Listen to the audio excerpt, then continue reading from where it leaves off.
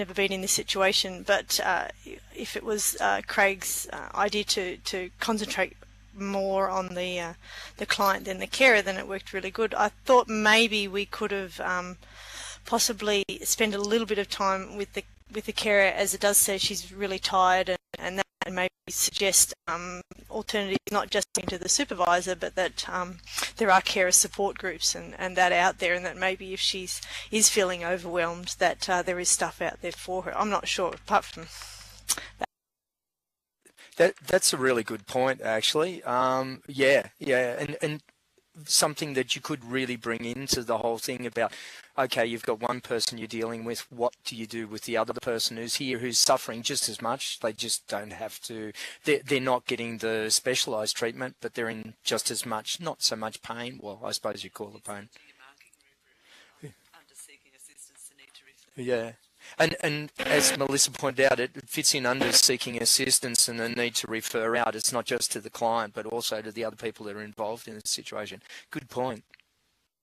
In my situation, or in my experience, the sort of the pain that the carer is in is obviously more of emotional stress, and I guess in my instance, it's sort of a little bit more difficult to deal with. I mean, I can obviously get Bob in and out of his seat and set up a whole lot of exercises to progress him further down his path of rehabilitation.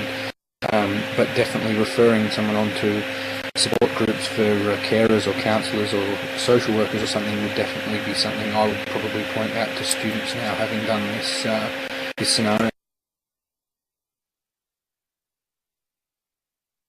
It's always a good idea, no matter what part of the health industry you work in, to understand and get the students to understand what other help is out there for each of their clients, because we don't do things on our own, we have to do things as a team. So if we teach our students the same thing, then they're going to remember that there's other help out there for other people.